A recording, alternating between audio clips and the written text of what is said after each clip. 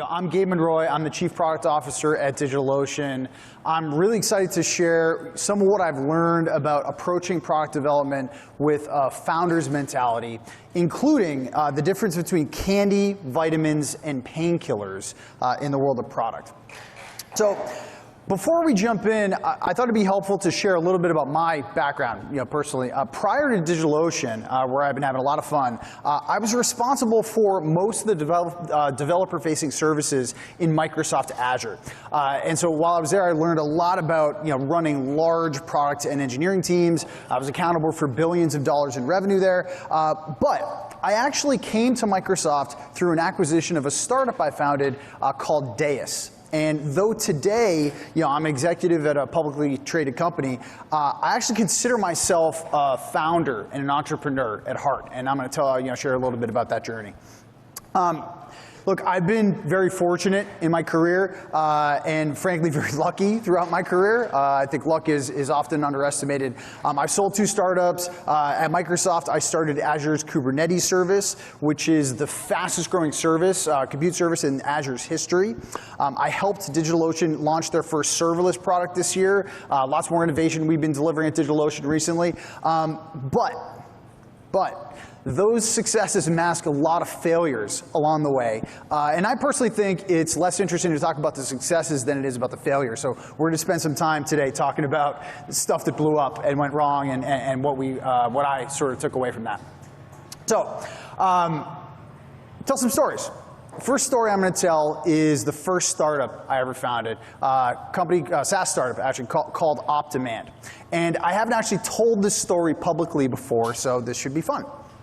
So, let's rewind the clock back to 2011, right? Oprah has her final episode, Adele is on the top of the charts, right? Good times, right? In the technology landscape, though, what we saw was everything was about AWS, right? Amazon Web Services. They were growing like crazy. Tech companies are realizing that this cloud thing might be for real. There's all these benefits, to cloud, elasticity, converting CapEx into OpEx, all of these reasons people want to move to the cloud. However, the word on the street is AWS is too hard, and that complexity is hindering customers' ability to realize the benefits of the cloud. More flexible, elastic infrastructure, all that stuff, right? So I decided with my friend to start a company, and the goal was to make AWS simpler for end users who wanted to experience the benefits of the cloud. And we were going to do that via a software as a service product called OpDemand. And the name here signified operations, cloud operations on demand. So that's what we set out to do. And Eric Ries's Lean Startup book hadn't quite come out yet, but we were on the level, right? Like we knew it was all lean and mean. We were all about delivering that MVP. And so we did what anyone would do in this situation. We raised some seed money, right? And I don't want to gloss over that. That was actually kind of difficult, but we did that. With that capital, we got our MVP out in a year, right? And you can see sort of on the screen here a picture of the landing page, and inside of that laptop view is a view of the product, and it was beautiful. The product was just marvelous. I think we may have over-engineered it a little bit, but look, it was great. It was still missing a bunch of features, so still an MVP, but there was much rejoicing. We were very proud of what we had shipped. But that was short-lived, because the product traction wasn't anywhere near what we had expected. Right? You were getting website visitors at the top of the funnel, but the conversion was low in terms of actual product usage, and the revenue was even lower, right? But we're lean and mean startup folks. We know this is part of the journey. We're gonna iterate, right? And so we did what anyone would do in this circumstance. We started talking deeply with customers. And so the way this worked is we would email customers who signed up. We try and set up a feedback call, and hopefully we get folks on the phone and learn a little bit more about that. The first thing that we found when we were talking with these folks was customers were actually confused about our value proposition. They didn't understand how the product could help them. Right? They clearly signed up, which is how we got them on the phone in the first place, but it was obvious that they weren't really enthusiastic about the product. They were giving it a go, right?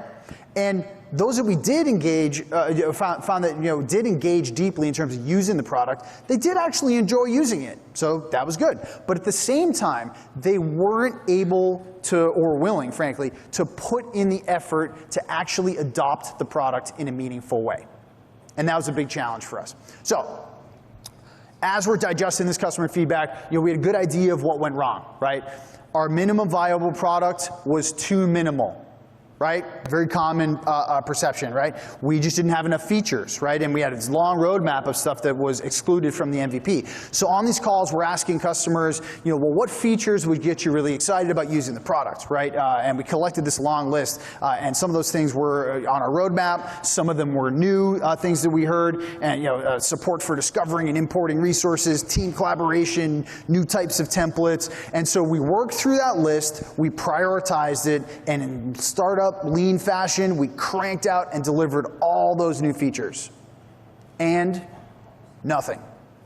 No impact. No impact on, how frustrating is that, right? You listen to customers, you build what they claim that they want, and there's actually no impact on the other side of that. And so at this point, the team's actually kind of like fighting amongst themselves because clearly we're having a hard time figuring out how to guide the future direction at this point. Things are looking kind of grim.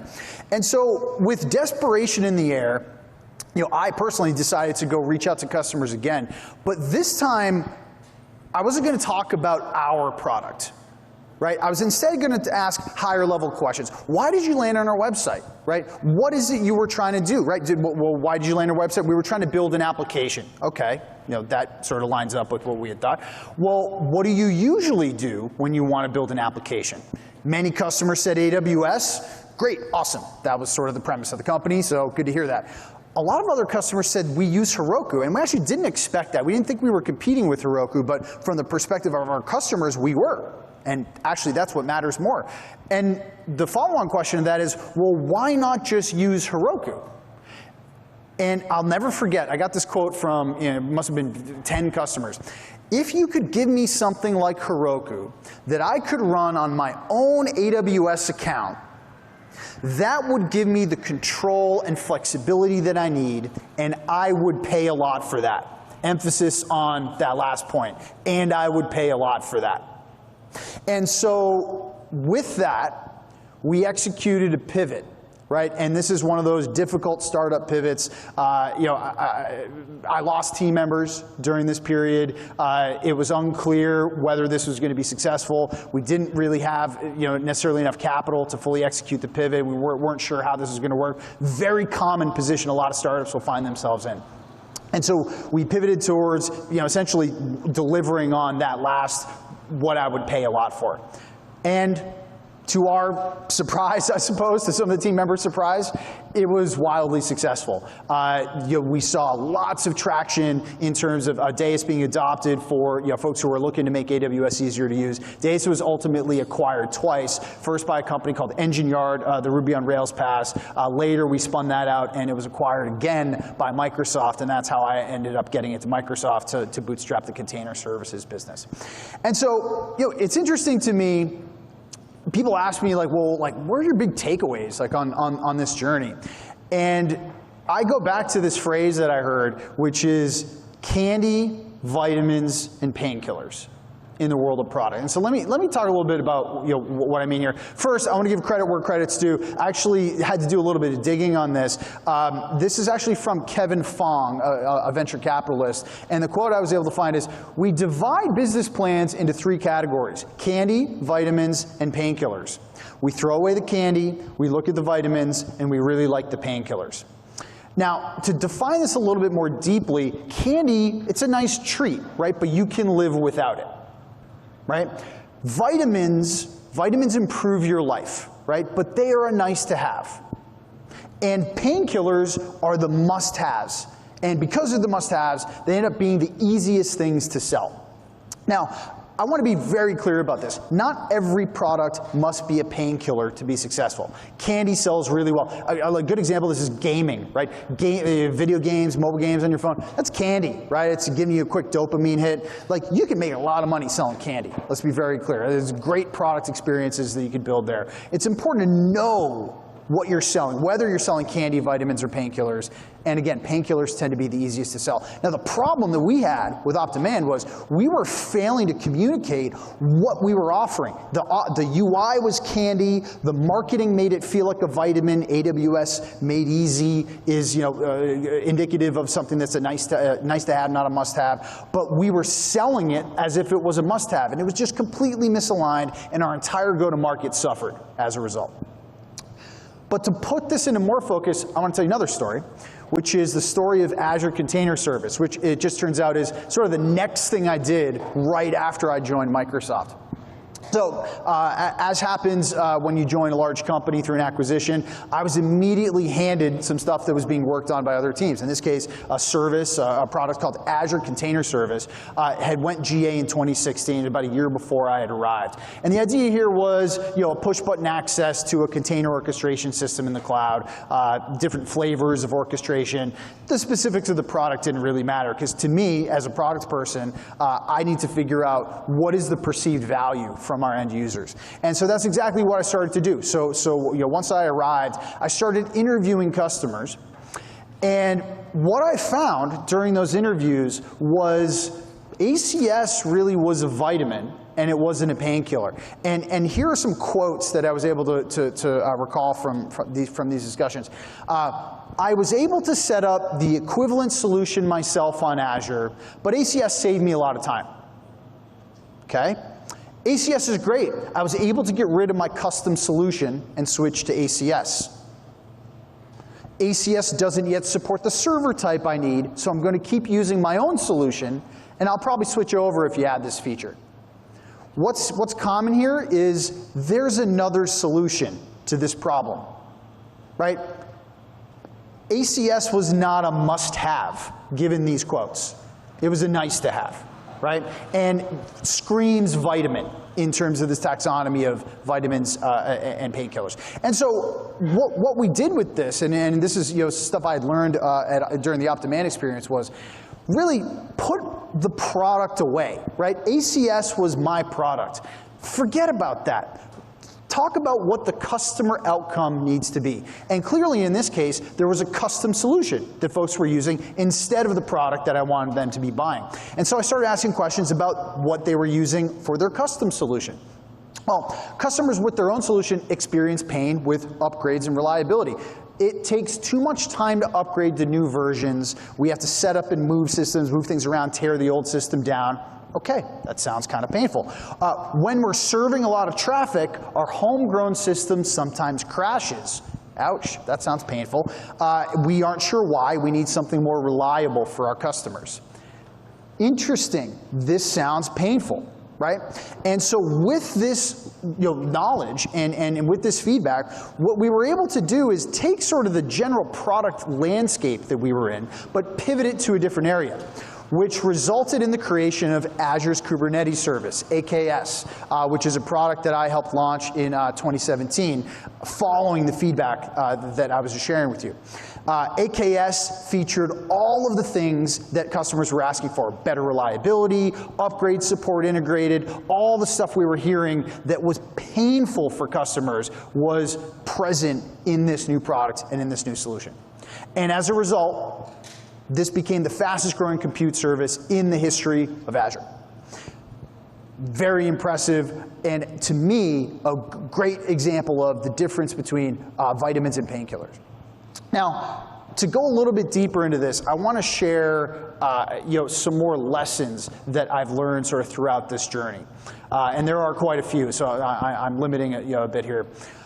The first thing I would say is, if I could go back and do it all over again, the startups, all the engineering work and product work that I did, while at Azure, even some stuff we've done early at DO, I would really take this concept of road before code a lot more seriously.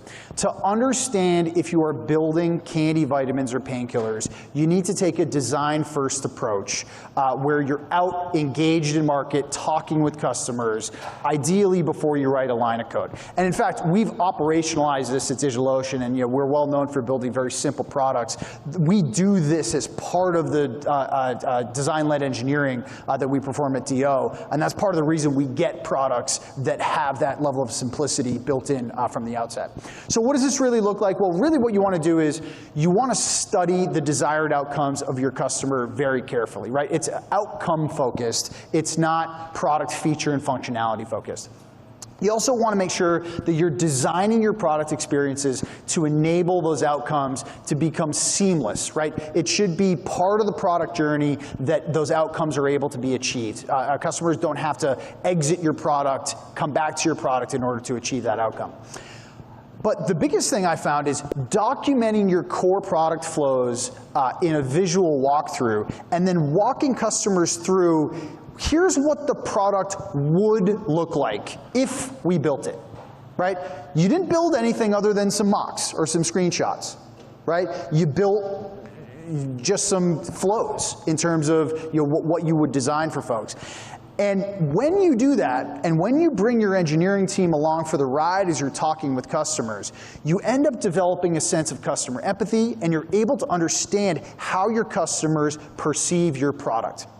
This is unbelievably critical, because there's a very big difference between what you put on the marketing page in terms of the value pillars for your product. Product is going to help you save money. It's going to help you, be more productive. It's going to help you do whatever, help make your team happier, right? That's your marketing page. When you talk to your customers, what they perceive the value of your product to be is way more important than what you think the value of your product is. And you're never going to know that if you don't spend time talking with your customers and sort of doing that work up front to de-risk the engineering cycle. Because again, it's extremely expensive to actually build something all the way through. Think about that MVP that we built at OpDemand, right? That cost me about $1 million to go deliver that. $1 million. I didn't really have meaningful product feedback until after I had shipped an MVP that cost me $1 million. What if I had just built some mocks and talked to customers early on, right? How much would that have cost me? 50K? 25K? Right? De-risking product development is the goal in Road Before Code. And the other part about this is avoiding the pivots, right? Like, it's funny, in the startup ecosystem, we talk a lot about pivoting. There's sort of, hey, we pivoted and we worked through it. But you know what? I've lived pivots many times in my career. They are not fun. I don't want to have to do a pivot, right? And so if you can hit the road before you code, you can avoid that painful experience. And I'd really encourage all of you to think about that as you move forward. The next thing I want to share is a concept called jobs to be done. And this is really deeply ingrained in how we develop product at DigitalOcean, but it's something that I've become really attached to as I've developed my product leadership skills. This concept comes from Clay Christensen over at Harvard Business School. And there's this really cool YouTube video that I've linked to in the deck, and I really encourage you to check it out if you haven't. But he talks about how Harvard Business School worked with McDonald's to help them increase milkshake sales, right? And so, Christensen team, they essentially asked customers what they wanted, and they built that, right? So you go talk to milkshake customers, you say, hey, what would we need to do to make the milkshake better so that you'd want to buy more milkshakes, right? And they did that, and they collected this long list of features, and they added all of that stuff into the milkshake recipe, and they went back to the customer and said, here's the brand new and improved milkshakes. It's got everything you asked for in it. And what was the result? No impact. Didn't impact sales of milkshakes at all, right? Does that sound familiar? Does that sound familiar for any of you in the audience? Asking customers, hey, what can we do to improve the product? You go do that thing, nothing ends up happening. Not all that uncommon, I found, right? So what they did here with this jobs to be done framework is they thought about the problem differently.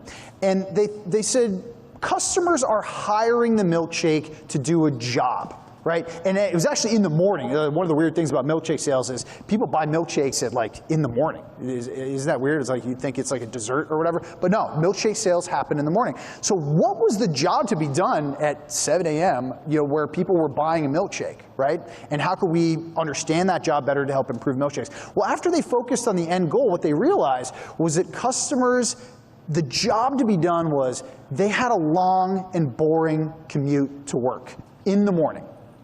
And what they needed was something to keep them engaged during that commute to work. And also, they needed so that when 10 o'clock came around, they weren't hungry, starving, so they could buy a little bit of time to get to lunch. And that was the job that they were hiring the milkshake for. Turned out you could also hire a banana for that job, but banana really doesn't do the job that well. You could hire a candy bar for that job. That candy bar is going to make you feel kind of gross, right? And you might not want to do that every day. That could be problematic from a health perspective.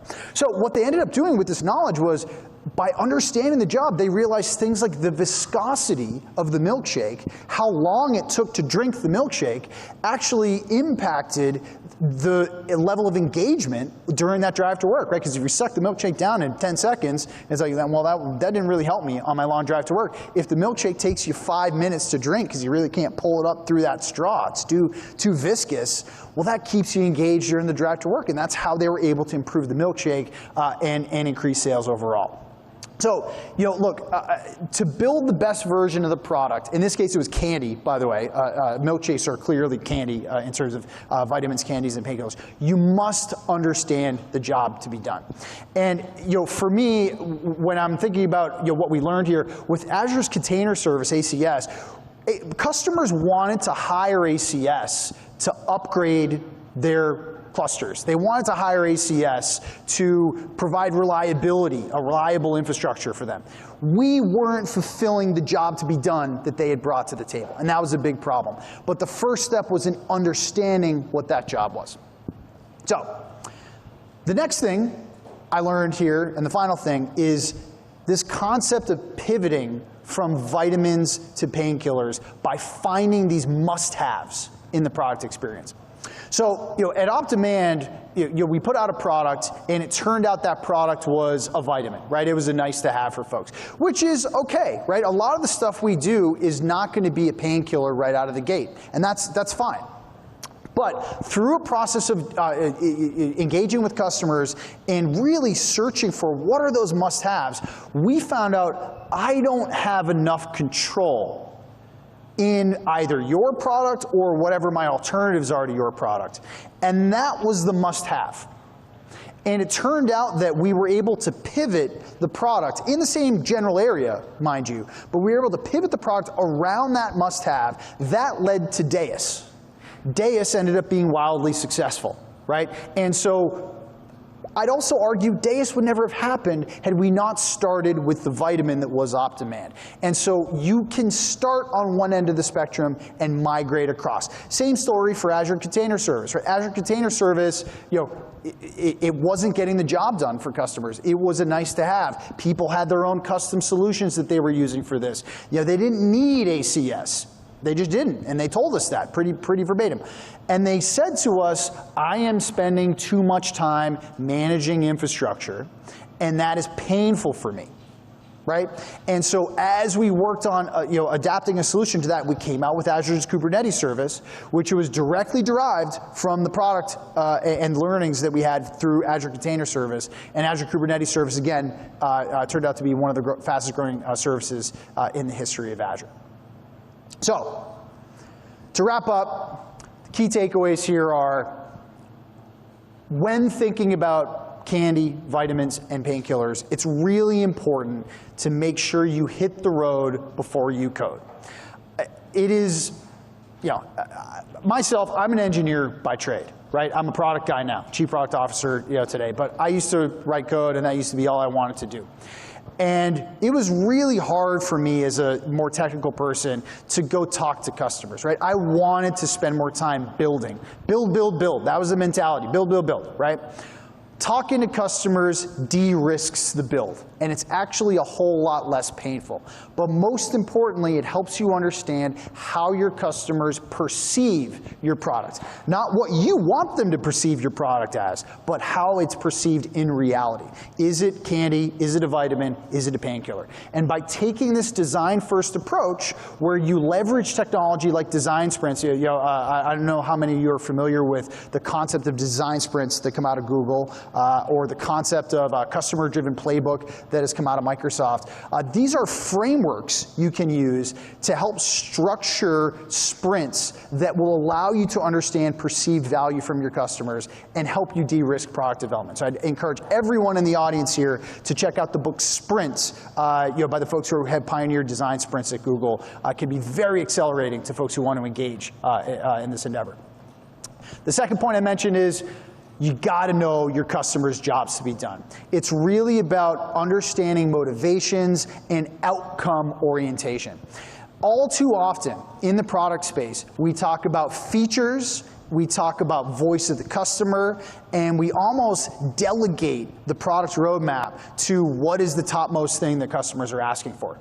And as I've learned in my experience, if you just build what customers ask for, and you don't take the time to understand what they're really trying to do, you are going to get misled in your product direction. You will get misled. You have to understand what is the outcome, what is the job to be done, why are they going to hire your product versus the alternative products or versus an alternative path altogether. And once you understand that, you can really start to prioritize feature development, strategy in terms of your product, and everything gets easier because you've clarified what your customers actually need. And the last point I want to make is pivoting from vitamins to painkillers by finding must-haves. We are all going to build products that are all on the spectrum, like candy, vitamins, painkillers. But you can change the disposition of your product as you go by spending time to understand what are those must-haves in the product, right? And it's interesting because as the market dynamics change, as your customers change, your product may start out as a painkiller. But as circumstances in the economy change, as team dynamics change, as organizational dynamics change, your product may start as a painkiller, turn into a vitamin, or turn into a piece of candy that isn't actually much value to the organization overall. It's important to keep a pulse on the perceived value of your customers. And I've found the framework of candy, vitamins, and painkillers to be very helpful in that.